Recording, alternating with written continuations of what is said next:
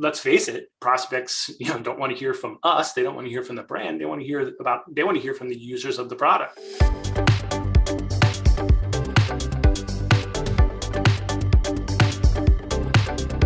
You're listening to the Content 10x podcast, where it's all about content repurposing. I'm Amy Woods, and I'm here to help you maximize your content and find smart ways to get your message in front of more of the right people, whilst also saving time. Let's get started.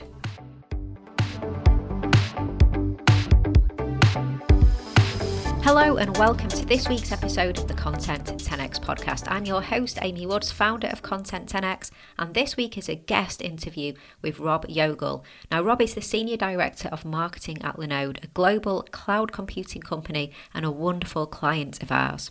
Now, we dig into why tech businesses are turning to content marketing to connect with customers and showcase what they do. It's a really fascinating conversation. You're going to be really surprised with the creative and out-of-the-box thinking that led them to take Zoom-recorded conversations with customers and turn that into a podcast series and lots of content thereafter as well. Plus, we talk about how storytelling is core to marketing and always has been, how marketing shouldn't become siloed, and the great work that Linode are doing in the influencer and YouTube space. Now, to introduce Rob is an award-winning marketing leader, corporate storyteller, digital publishing pro, and event organizer who builds successful and award-winning marketing programs. At Linode, he oversees central marketing functions for content marketing, advertising, social media, influencer marketing, demand generation, and lead generation. He leads teams that work cross-functionally to define, execute, and measure highly impactful performance marketing campaigns and content programs through paid, earned, and owned media, while inspiring them to exceed goals and have fun along the way. Let's jump over to the conversation. Rob, welcome to the Content 10x podcast. Thank you, Amy. I appreciate you having me today. It's really great to have you here. It's a pleasure to have you on the show. What would be awesome? Please, could you explain a little bit about your career to date, Rob, and what's got you to Linode in the position that you have today? Sure, Amy. I'll try not to bore you, but I started my career as a journalist, as a content creator, as a writer. I had a dream to be the sports editor at the Philadelphia Inquirer. Never quite got to that, but did work for the Philadelphia Inquirer for a year. And then about 10 years ago, I went to the dark side of marketing and took a career in content marketing. Learned, how to do content marketing really from the ground up. The company I was at, we were one of the first companies who, actually did content marketing. And then the past 10 years of my career, I've been in various marketing leadership roles. Came to Linode about 2 years ago to run performance marketing and content marketing, among a few other things. But those are really my two main focuses right now: content marketing and performance marketing. And does your career span largely the tech space, or it was a Linode a different direction? Yeah, after I left the world of journalism and entered the marketing realm, primarily in tech, but various industries, everything from higher education to K-12 to SaaS. And now at Linode, we are a public cloud computing provider. We serve small, medium-sized businesses, enthusiast developers, small, medium-sized enterprise, and we have a pretty extensive partner network as well, but mainly technology, yes. Cool. What does the marketing function look like that you are running there at Linode? Great question. It's pretty interesting. Linode is a 18-year-old cloud computing company, and for probably 15 years, they really didn't focus a lot on marketing. Our CEO and founder, Chris Aker, admits that. The company about 3 years ago committed itself to marketing, realizing that the company is doing really well and was growing, but wasn't growing necessarily at the pace of the cloud computing industry as a whole. So 3 years ago, I joined the company 2 years ago, but about 3 years ago, the commitment was made to build out the marketing organization. And now the marketing organization at Linode includes all the traditional marketing functions that you would see inside of any business, a technology business, everything from demand gen and lead gen to content marketing to events, creative, corporate communications, product marketing. I think one of the areas that's really interesting at Linode is that we have a technical writing team that's part of marketing, which is fantastic because we are able to, kind of use a lot of the content that comes out of the technical writing team and technical team in, some of our, our content marketing initiatives that we do. Wow, it sounds like you've really kind of grown quite a big team and a big operation in just, a couple of years. That's not long in the grand scheme of things, is it? But prior to that, without the marketing function, so you said, was it 15 years without actually having a dedicated marketing team within the business, did you say? Yeah, I mean, the team, there was a smaller team that focused more on events, relied a lot on word of mouth marketing. But when you look at our team now, which is about, 20 people, it was nowhere near that, up until about, 2-3 years ago. It's really interesting. I guess there could be the argument that because Linode, is a big, established and successful business, you could say, well, you did perfectly fine, fine without, but then, as you said, wanted to do more, grow more, go in different directions. And so it's really interesting to hear that now there's this, focus with so many different facets to the marketing function as well. So in terms of content marketing, this really interests me in the tech space. I think it's interesting. So cloud computing, cloud software, like it's not always like maybe the kind of the sexiest thing in the marketing world to get out there. So then to embrace content marketing, it really interests me. Why did you choose to go down that route? So the content marketing in particular.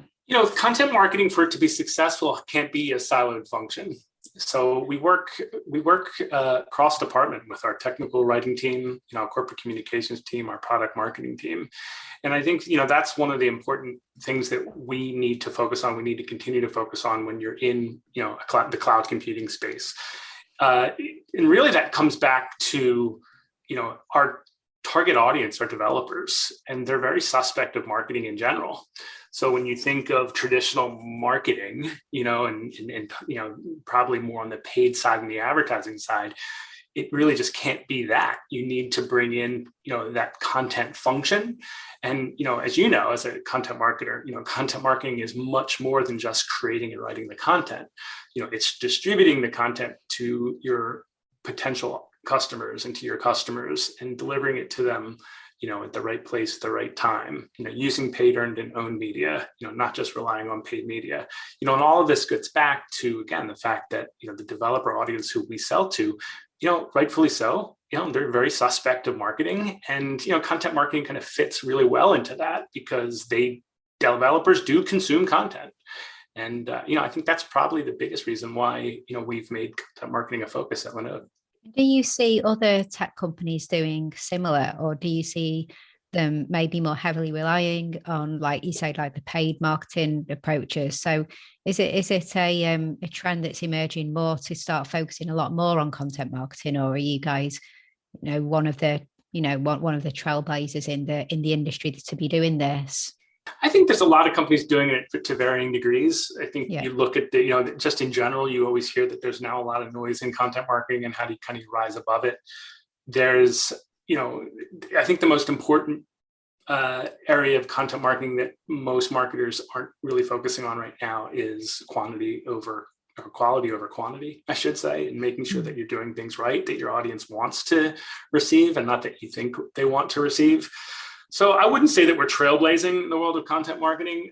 I just think that there's, again, much more to content marketing than just, some people when content marketing started called it, brand journalism or, a corporate newsroom, and just pick up a former journalist at a tech publication and have them create content for a brand. And, there's so much more to it than that.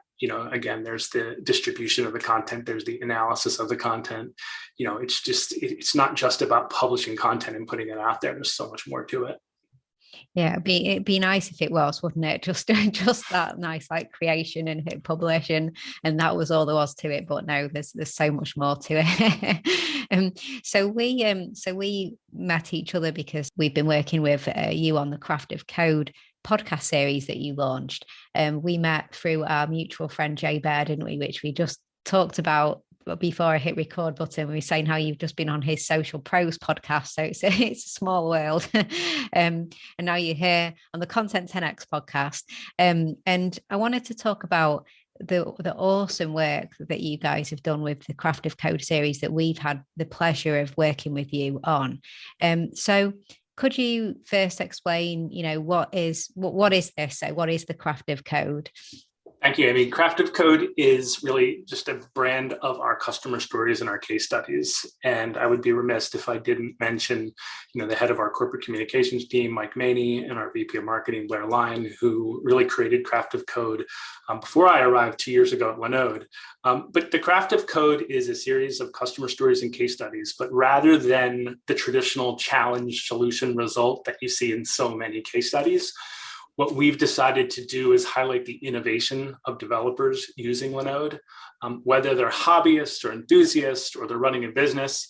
They each have unique stories to tell, and we try to humanize those stories. And that's what we've done. And we love doing them. We love talking to our customers, and they love talking to us.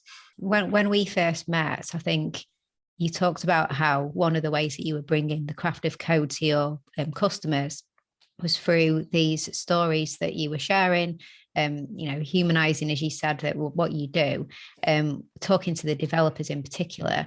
And I think, am I right in saying that you were putting a lot of these case studies into print material? So it was going into brochures, and you were doing a lot of events and actually handing out Craft of Code case studies. Was that where it first landed in the print material?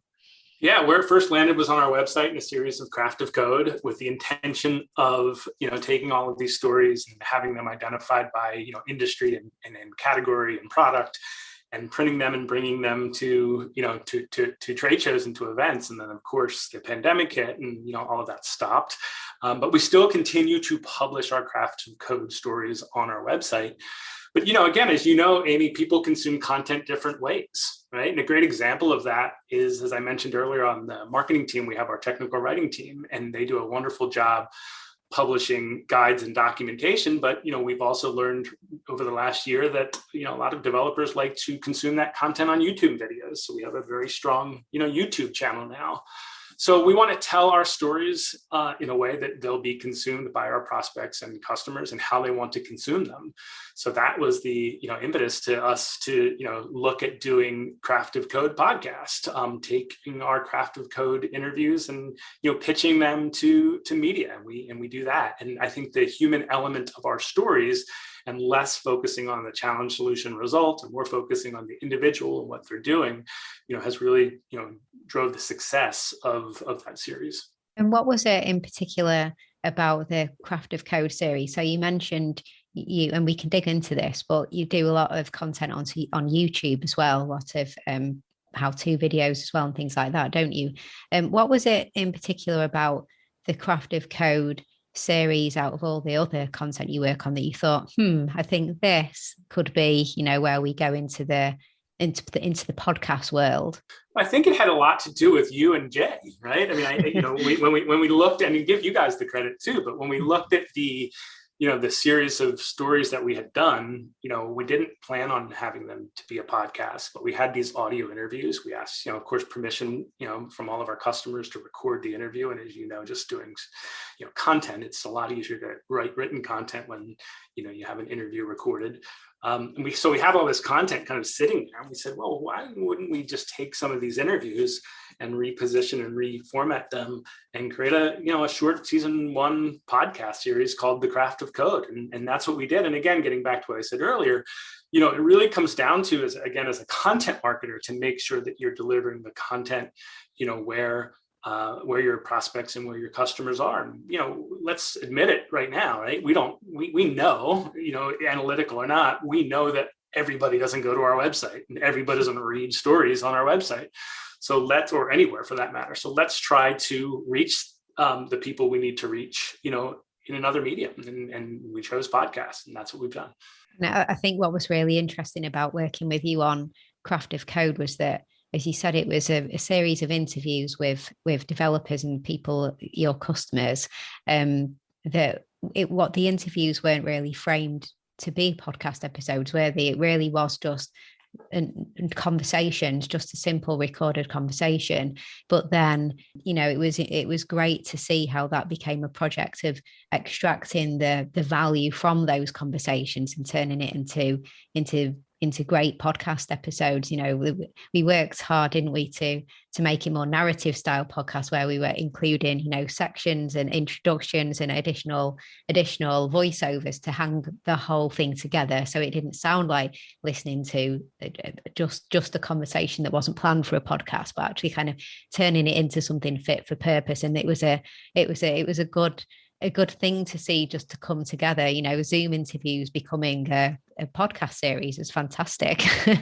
Yeah, it was quite unique for sure. And again, a lot of credit to Mike Maney, our head of corporate communications, because he's the host of the Craft of Code podcast, and he did a lot of the voiceover work. And now season 2, of our podcast series, that during the, at the time of this interview, we just launched the first episode of season 2, and they're more traditional, interviews. But again, we're going back to the folks who we've done stories on. For the most part, we've discovered some new candidates that we're kind of doing the reverse. We're doing the podcast first and then maybe writing the story second.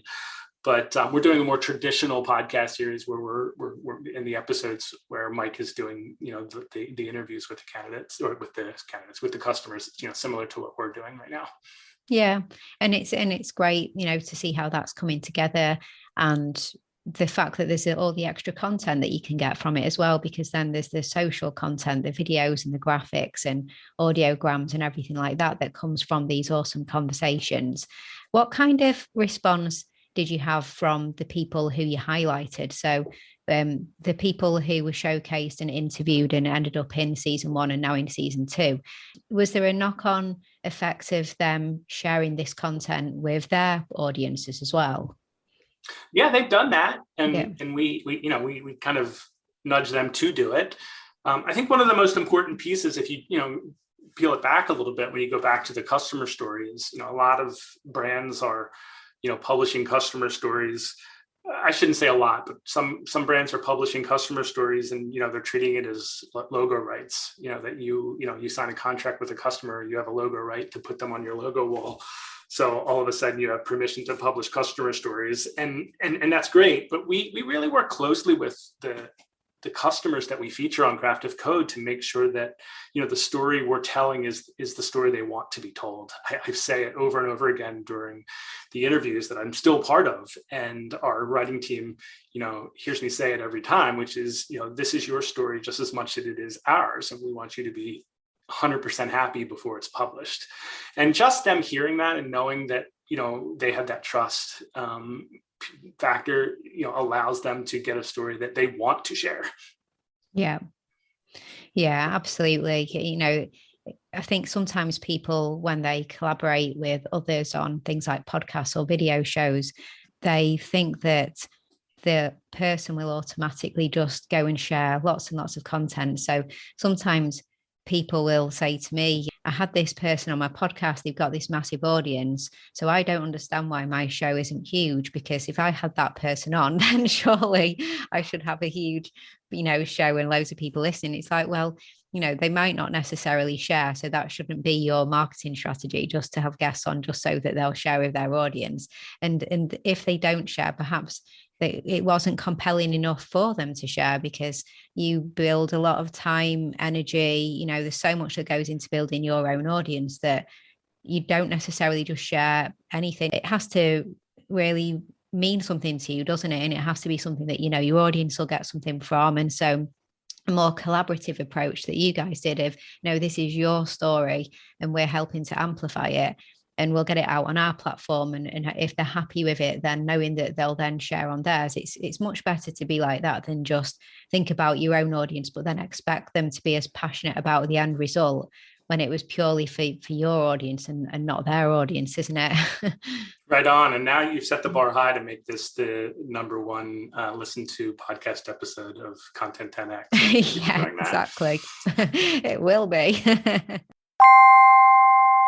Hey, just a little break from this week's episode to let you know about becoming a Content 10x Insider. If you want more content repurposing tips and advice, then why not join hundreds of business owners, marketers, and content creators who get them delivered straight to their inbox once a week by subscribing to the Content 10x newsletter. As well as tips and advice, you get industry updates, inspiring stories, exclusive content, offers, and more. You can subscribe at content10x.com/newsletter, and there's a link in the show notes too. Okay, back to this week's episode. It's really great though that we're talking about storytelling here, because how important in content marketing, so we're talking about Craft of Code, but also just more generally now, how important is storytelling to a tech company? So like Linode, a tech company, so case studies and things like that. Is it incredibly important? Because it was going back to what we talked about, humanizing a tech brand that can often, I'm sure, be hard to create content for, to get people excited about. I think storytelling is really important. I don't love the term storytelling. I mean, I talked earlier about this whole idea of, brand journalism, corporate newsroom, corporate storytelling. I mean, I think anything that you've done in marketing over the past, even before content marketing, started, should tell a story and should be consistent across the organization. I mean, I think when when your marketing team goes out with, a product announcement, I think the sales team should be telling the same story. So, I think consistency in your storytelling is the most important, but being able to entertain, educate, those are important things. And, not everybody knows how to do that and do it well. And I'm not saying that we do it that well either, but, educating somebody, informing them of something, entertaining them, that really is the core of storytelling. And, some companies do it well, some companies do it better than others. Yeah, absolutely. I know what you mean. And I think sometimes in the marketing world, it does become, it's a bit of a buzzword, I suppose, isn't it? Storytelling, and people selling courses in storytelling and things like that, when I suppose really that's what marketing is about, actually. So it's kind of we should have been storytelling all along, right? Exactly. Just, I don't know why this is new all of a sudden. It is quite buzzwordy, isn't it? For sure. When it comes to when you guys get back, you mentioned that you were doing a lot of events pre the pandemic, and that was a key part of your marketing strategy, and sure always has been and will be. When you get back to exhibiting at events and things like that, with additional content, like for example now having the podcast with Craft of Code and things like that, is there things that you'll do differently to highlight that kind of content to the people who you meet at events, or the way you approach what you'll do at events? Absolutely. And I think we're doing it already, with, webinars and some other things that we're up to, even media interviews and reference calls that come out of our customer stories. But, I think when you look at the physical event world, either if it's an owned event that we do, or an event that, a publisher owns that we go to and exhibit at or speak at, I think just having this, vast amount of customers who are willing to tell their stories will allow us to be much more effective at these events, because let's face it, prospects, don't want to hear from us. They don't want to hear from the brand. They want to hear from the users of the product.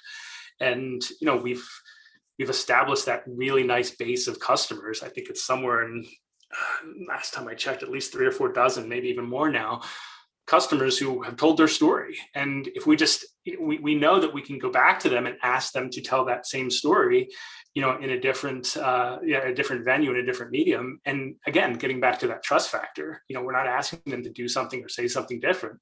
They're telling the story that they wanted to tell. And, we've identified those stories by product, by industry vertical, so we know when to put the right person, in front of the right audience. It's fascinating to hear that. Something that I wanted to ask you that I don't know what you're going to say to this is that, so it really fascinates me when I think about the Craft of Code with my repurposing hat on, which I always have the repurposing hat on. But then I think to myself, right, so it was interviews with customers sharing their story that were Zoom recorded interviews that went on to become lots of great content to go in print materials that you can take to events when in-person events, but have the print content. It went on your website, got this fantastic section of your website that shares Craft of Code and is updated with these stories. Then it evolved into the podcast, season 1, season 2 of the Craft of Code podcast. With that came social media content in addition to what you had already. So quotes from the podcast, audiograms, video trailers, things like that being shared out further. Now, like Matt, I guess that's where my knowledge ends in terms of what has been done with this. Has more been done? I wondered if these stories and the content is in your training materials when people join the company. Are people learning about the Craft of Code as part of induction or anything like internal? Or, you know, is there more that came from the simple act of just sitting down with your customers and speaking to them about their experiences? Yeah, great question. I think, you know, I'm not quite sure about the training materials, so that's not a bad idea. I think the way I would answer that question would be subsequent to doing the Craft of Code stories, there's been numerous opportunities in earned media, you know, media interviews, you know, to get these folks in front of bloggers or, you know, vloggers or traditional, you know, B2B media.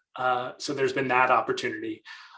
They're much more willing to participate on reference calls, you know, from our sales team who are selling into the, you know, small, medium-sized enterprise, you know, to talk to them and tell those stories. Those are really two of the biggest areas. And then, of course, the third area that I mentioned a little earlier was, you know, the webinars. We've done 2 recent webinars, you know, at the time of this recording, you know, where we asked 2 individuals who participated in 2 separate Craft of Code stories to tell their same story on a webinar, and they didn't even have to think twice. And it's a lot easier to do it that way than to try to do a webinar and ask a customer to talk on a webinar when they go, what are we talking about? You know, I don't know what I should say, what I shouldn't say. What do you want me to talk about? You know, get that story done and then repurpose it, you know, and ask them to do it in a webinar. Yeah, I love that. So people who'd featured in the seasons coming back to do the webinars. And do you put these webinars onto your YouTube channel? Because I know you're doing a lot with YouTube. Is that something that is going onto there, or another good idea? I mean, we have them on demand on our website, but they're not on our YouTube channel, at least all of them. But no, another good idea. I mean, this is why I love talking marketing, because, you know, I don't have all the ideas, so it's good. It's something we should talk about. I hear webinar and I'm thinking, I wonder if they're creating like social media content from these webinars and putting it onto YouTube. We'd love to. I mean, I'd love to repurpose. And, you know, when I was talking to Jay and his Social Pros podcast, they were asking about our YouTube channel and all the YouTube content that we have and asking us about repurposing that content. And yeah, you know, I'd love to build a content team out that can help do that and produce that content. You know, I think, you know, it just takes a lot of time. Yeah, absolutely, it does. And on the you know, the conversation that you had on the Social Pros podcast with Jay, there was a heavy focus on influencer marketing, wasn't it, and what you guys are doing in that space. I'd love to know. So I know it would be an episode in itself to dig deep into it, but we don't have the time. But what are you guys doing with the influencer marketing and the content that you're creating from that? Well, first, we've got to stop giving Jay Baer free advertising for his podcast, right? But we, you know, we started, our YouTube efforts really started with, you know, paid influencer marketing on YouTube. I mean, there's a great amount of developers who turn to these, you know, influencers on YouTube for, you know, advice and ideas and how-tos. And Andrew Stebbins on our team, you know, kind of build out that influencer marketing program where it's paid, right? We don't hide it. They don't hide it, right? It's paid promotion on their YouTube channel to come try Linode. Here's the $100 in free credit. And it works really well. I think it's responsible for I know it's responsible for 10 to 15% of all of our new customers every month. The influencer marketing, you know, sponsored influencer marketing channel. But hearing and seeing the success of that, you know, and then, you know, realizing that we have such a tremendous amount of how-to content, you know, again, having the technical writing team being part of the Linode marketing team, we decided to really kind of, I say blow up, but we really never started it, but, create a YouTube channel that has, half a dozen series with, weekly or bi-weekly episodes on them that are really, both focused on some of the influencers that we have promoting creating content, but also identifying what we call Linode advocates who are using Linode and they're heavy users of Linode, and they create that content as well. And it's just been, I never would have expected us to do so well so fast. When I look at, and please don't ask me to cite the numbers because I don't have them in front of me, but when I look at time watched and the number of subscribers that we have and the amount of comments and just the conversations that go on, inside of the YouTube videos, it just amazes me that, literally in October of 2020, we started this effort, and here I am, talking to you now 11, 12 months later. And, it's been really, really something that, I'm super proud of that the team has done and that Andrew has really, led the charge on. Yeah. And I think it can be a tough nut to crack, actually, YouTube, and it can take a lot of time. And I think you're doing it right because you're focusing on YouTube and you have a YouTube strategy. It's not just, doesn't sound like it's just an aside. It's just like kind of putting videos that were created for different purposes over onto YouTube, but you're actually going all in on what you're doing over there. And it just goes to show that if you have more focus and you create platform specific content, then what can happen. And you clearly have an audience there, don't you? And I guess you knew that through the influencers that were getting such great returns from the content that they were putting out there, that there were people on the platform. Clearly there are. It's the second biggest platform, isn't it, in the world, and it's only second to Google, and Google own YouTube, so they still return YouTube videos at any given opportunity on any Google search right. As well. Yeah. So, and you said something really important there, right? You said audience. Right. We knew because of the influencer marketing program that's where our audience lived. Right. We didn't start it on TikTok. We didn't start it on Snapchat. We started on YouTube because we knew that's where our customers were. Right. And that's where the people who were interested in us were. And then a plan. Right. Andrew and I built that plan and a focus. Right. We didn't just do it as a, let's just devote 10 minutes a day to our YouTube channel. No, it's a focus. I mean, Andrew Stebbins on our team owns the YouTube channel. I don't even know what his title is these days, but he's, YouTube guru is what I would call him. Yeah, but you need it, don't you? You do need that. You can't go half in. And the results that you've had clearly show what happens when you do focus. And it's so interesting. I'm dead intrigued by the influencer side of things because it's really opened my eyes recently as to what brands, all sorts of brands like yourselves, like Linode, can do in that space. Fascinating that if there was somebody who has an audience already, and they have the trust and the respect of that audience, and they are an ideal person to evangelize and talk about what Linode has to offer to their audience in a marketing capacity, just as you would pay for any form of marketing, but to be able to market to audiences based on genuine collaboration and trust in a relationship with somebody who just happens to speak to people who can benefit from what you have.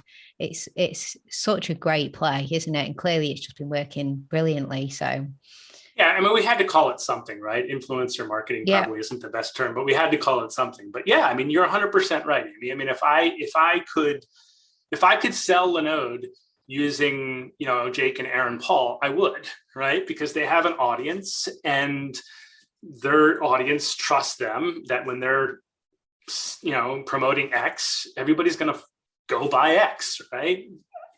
And that's the way it works, right? Is, we have influencers who are very trusted and respected in our space as developers who know cloud computing. And when they talk about Linode, they get people's attention. And like I said, it's the proof's there. That's quantifiable. We see the direct result of those influencers promoting Linode, and it's paid and it's identified and disclosed as paid, but it works. One question on that, and again, it's just my repurposing hat here, but when they create content for their audience that gets published over on their channels and their content platforms, do you get that content yourselves of their endorsements on their own content that you share across your platforms, or do you keep it for them, for their audience? We'll reshare their content for sure, but they own that content. So the influencers own that content. So we can't cut it up and chop it up and do what we want to do with it. But we definitely reshare and retweet and share it to our owned audience. But then the advocates that I talked about, the developer advocates, that's totally our content. And if you go to linode.com/YouTube, you'll see all the episodes and shows that we have, and that's our content. And they're doing that. Those developer advocates work for Linode. Yeah, they're doing that with you on your platform. That makes sense. Yeah, fascinating. So, final question. The future of marketing for tech companies, what do you think will be vital? So what are you seeing maybe as a trend that's looking like it's going to become a key thing for tech companies like Linode, the future of marketing? And maybe we've just talked about it. Yeah, I mean, I think let's go back to what I mentioned earlier, which is it's super important for content marketing to be done well and to be done right, because there's tons of noise and you have to stand out. So getting back to my earlier point, really, it's not just about creating content, but you need to distribute it and measure it. You need to respond to what your potential buyers, your customers, your sales team, your support team, what they need and want. And then I don't look at any marketing discipline as siloed. It can't be, right? And anytime I hear, oh, we need to hire a content marketer, or we need to hire an SEO expert, it's like, I'd rather just hire a marketer who has experience across, different disciplines. Because the minute you silo a function like content marketing or, search engine marketing or product marketing or corporate communications, if they're not working across the company and across the marketing department and then across the company, you're not going to be successful. So when you talk about the future of marketing for tech companies, I really feel that that's where it's at, is we've got to stop siloing individuals and their disciplines and make sure that, there's constant communication and transparency across these roles, regardless of what role it is. I think that that's probably the most important thing. Marketing future, and for tech companies maybe specifically, but just in general, I think the future of marketing. Yeah, break down those silos. Yeah, completely. Everyone should be working together. They all lean on each other, talk to each other. Yeah, I mean, when you talk, I've said this for years. It's we need to hire a digital marketer. It's like, well, why do you need to hire a digital marketer? Hire a marketer. Yeah. There's tremendous amount of value in hiring a marketer who knows offline channels, events, direct mail, etc. Don't just hire somebody who does digital. I saw it way back in my publishing days, and when I was a content creator. We need to hire a digital writer. Somebody's going to write for digital. It's like, well, what's that? Let's hire somebody who just knows how to write. And can write for direct mail, and can write for print, and can write for the web, and can write for blogs, and can write for social. Whatever. Let's just get rid of the adjectives. I guess that's kind of my pet peeve right now, is there's too many adjectives. I agree with you. I was helping a buddy who has a business, and he was hiring a content manager and a marketing manager, asked me to look over the job description, and it was all digital marketing manager. I said, I think you need to kind of address this. Is it truly digital marketing manager or marketing manager? And we talked about, what's marketing? It's building relationships with people. It could be events presence. It could be, like case studies. It's all sorts of different things, organizing things in person as well. And just spans so much more. So don't maybe lose the digital. Let's just talk about marketing is a function that's responsible for bringing in awareness and leads to pass over to sales to get customers, isn't it? And there's so many ways. It's not all completely digital marketing. If you're good at a certain thing, you're a marketer and you're good at content, or you're good at SEM, or you're good at SEO, or you're good at product, or good at media relations, whatever, fabulous. And build your team with those pieces in mind, right? But don't build them as this one's here, this one's here, this one's here, this one's there, because it's just the reason why I think any marketing organization is successful today is the transparency and the communication that exists. And that, I think, is probably one of the things that, if I'm building a marketing organization out, that's where my focus is, less on the adjectives and more just on the transparency and the communication amongst the team. Yeah, I love that. Less adjectives and more transparency. Great quote for the episode. Uh-oh. Oh, well, thank you so much for coming on. It's been a fantastic conversation. Where would you like people to go to connect with you? LinkedIn is fine. They can certainly go to my LinkedIn profile. I don't have a Twitter account anymore. I gave Twitter up years ago. I would also just have them, take a peek at Linode.com. Linode.com/content is really our new content hub that we've launched. But, anybody can navigate around Linode.com and see a little bit more about what we do and how we approach content and approach marketing. But Amy, I thank you so much for your time today as well. And thank you for reaching out to me and inviting me to participate in your podcast. It's a pleasure. No, it's been a wonderful conversation, and I'll put the links to everything that you just mentioned into the show notes so people can get them easily. So yes, thank you. It's been a great conversation. I'm sure everyone's going to have got lots of value from it. And I look forward to sharing it with the world. Thank you, Amy. Appreciate your time. Thank you. Okay, so I hope you enjoyed that discussion, and thank you so much for tuning in. If you enjoy the Content 10X podcast, then why not hit that subscribe button on your podcast listening app of choice so that you can get updated when new episodes are released. And I'd really, really appreciate it if you could leave a review as well. That really makes a difference for the podcast. Also, please do get a copy of my book, Content 10X, More Content, Less Time, Maximum Results. It is the ultimate guide to repurposing every type of content, and it's available on Amazon in Kindle and paperback, and also in audiobook as well. And you can head to content10x.com/book to find all the other places that you can get a copy of my book. And if you would like us to do your content repurposing for you, then we offer a fully end-to-end done for you content repurposing service. This is for podcasters and video content creators. We have our Podcast 10X, Video 10X, and also our specific LinkedIn 10X service, helping you to become the leading authority in your industry on LinkedIn. You can find out so much more about our services on our website. And also, please do give me a follow on the social media platforms. I share lots and lots of tips and advice on social media about content repurposing. I'm at Content 10X on Instagram, Facebook, Twitter. And if you try content10x.com/LinkedIn, you'll find my LinkedIn profile over there as well. All that's left to say is thank you so much for listening to this week's episode, and I'll catch you in the next one.